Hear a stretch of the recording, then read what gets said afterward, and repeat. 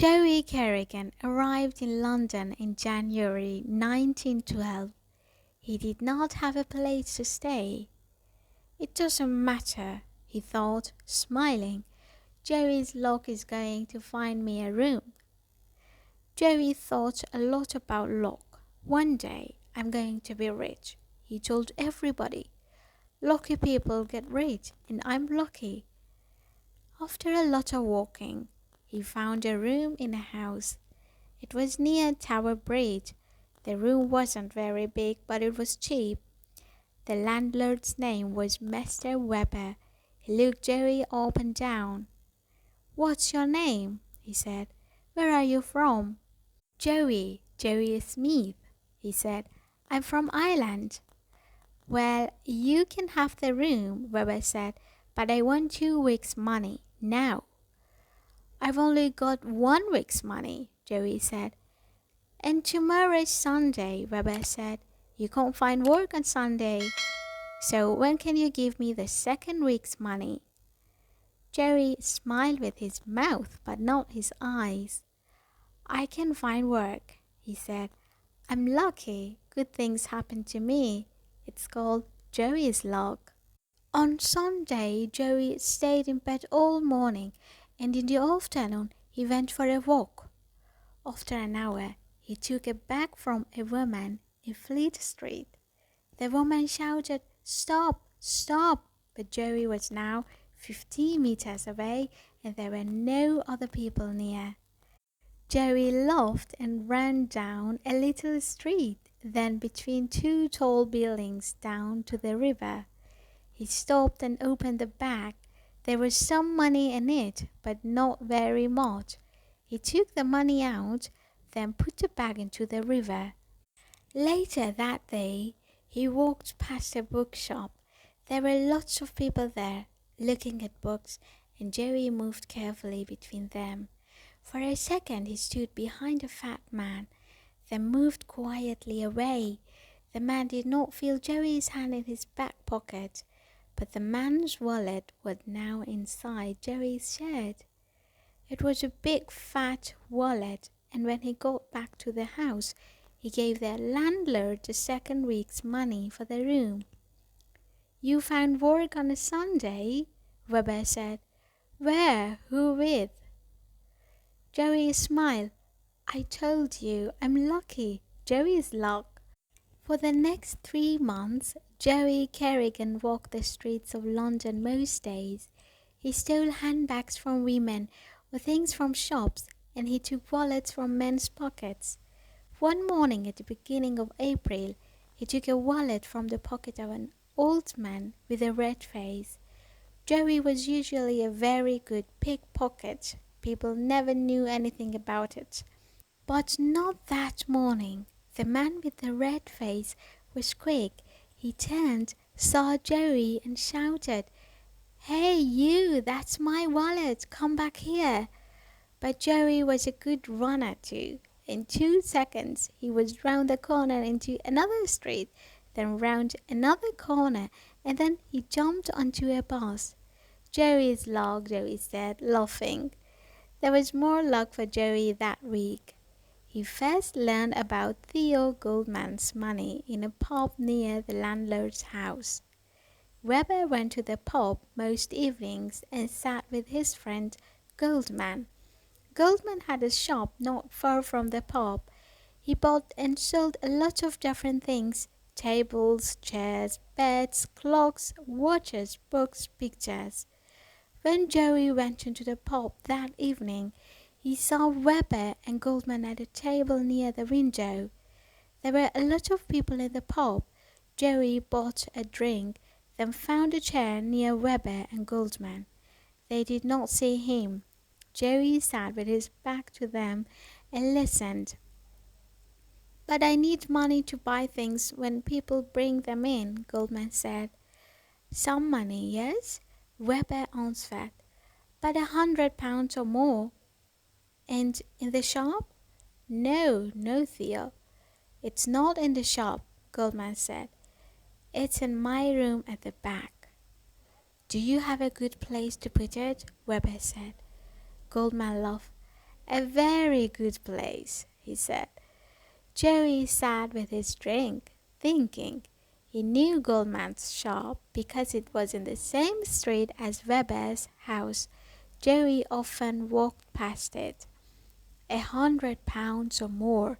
I'm going to get that £100, he thought. Then I can do anything. Perhaps begin a new life in America. He smiled. Jerry's luck again. So the money was in the room at the back, in a very good place. But where was that place? The next morning Jerry walked slowly past Goldman's shop. He did not go in, but looked through the window. The old man was in the shop, but he did not see Jerry.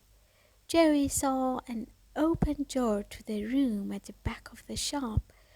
Through the door he could see a table, 2 chairs, and a big cupboard.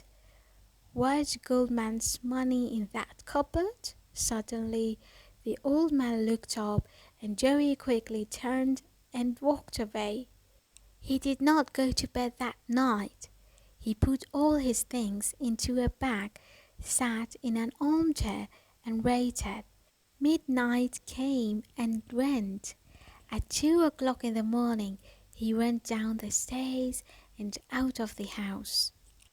It was a cold night, and Jerry looked up at the moon in the sky. Are you a lucky moon? He said, smiling. Jerry's lucky moon? He walked to Goldman's shop and looked round. Nobody was in the street. He took a small hammer from his coat pocket and broke the glass in the shop door. Then he put his hand through and opened the door. Jerry moved quickly into the shop. He closed the door behind him and put his bag on the floor. Then he walked quietly across the shop to the door into the back room, opened it and went through. It was dark, but moonlight came through the window, and Jerry could see the big cupboard. The little hammer soon opened the cupboard. There was a lot of books and papers inside. Some of the papers fell out on the floor. Who's there? Jerry did not move. Only his eyes moved, looking around the room. Then a door at the back of the room opened, and Theo Goldman came in with an oil lamp. He saw Jerry. What? He began. Jerry jumped across the room, grabbed the old man's arm and pulled it up behind his back. Then he held the hammer in front of Goldman's face. Where's the money? He said. Tell me. Money? Goldman said. What? What money? There isn't any money. Yes, there is, Jerry said. You told Weber about it in the pub. £100 or more. Where is it? Goldman said nothing. Tell me, Jerry said, or I'm going to break your arms. First one arm and then the other one. Where is it? Goldman tried to pull his arm away. He made small, angry noises, but no words came out. Jerry held a hammer in front of Goldman's eyes. Tell me, or this hammer goes into your face. All right. It's under the floor, Goldman said. Under the cupboard. Jerry pushed the old man across the cupboard. Get it, he said. Now. The old man put the oil lamp on the floor and pulled the cupboard away from the wall. Then he got between the cupboard and the wall and pulled up some of the floor. There was a small box under the floor, and Goldman got it out. Jerry grabbed the box from the old man's hands and opened it. It was full of money. Jerry smiled. I know you, Goldman said suddenly. You live at Albert Weber's house. Albert who? Said Jerry. Don't know him. He began to take the money out of the box and push it into the pockets of his coat. Yes, you do. You live in his house, Goldman said. Albert told me about you. You're... Be quiet, Jerry said. All right, so you know me, but nobody's going to find me, he laughed. I can get a long way away with this money. All the money from Goldman's box was now in Jerry's pockets. He gave Goldman a little push. Now get back in your bedroom and stay there. He pushed him again. Go on, get moving. The old man began to walk across the room with the oil lamp. Suddenly he turned and hit Jerry on the head with the lamp. Ah! cried Jerry. The lamp broke and fell on the floor, next to the papers from the cupboards. The oil from the lamp ran across the floor, carrying the flames to the paper. Goldman tried to run into the shop, but Jerry jumped on him, and the two of them fell to the floor. The old man's head hit the wall. After that he did not move. Jerry heard the noise of the flames before he saw them. He looked behind him. The flames were big and were already halfway up the legs of a table. Jerry jumped to his feet and ran through the shop. He found his bag by the front door, went out into the street and began to run again. At the end of the street, he stopped and looked back. There were no flames in the shop window, and black smoke came from the shop door. He thought about the old man on the floor in the back room, but only for a second.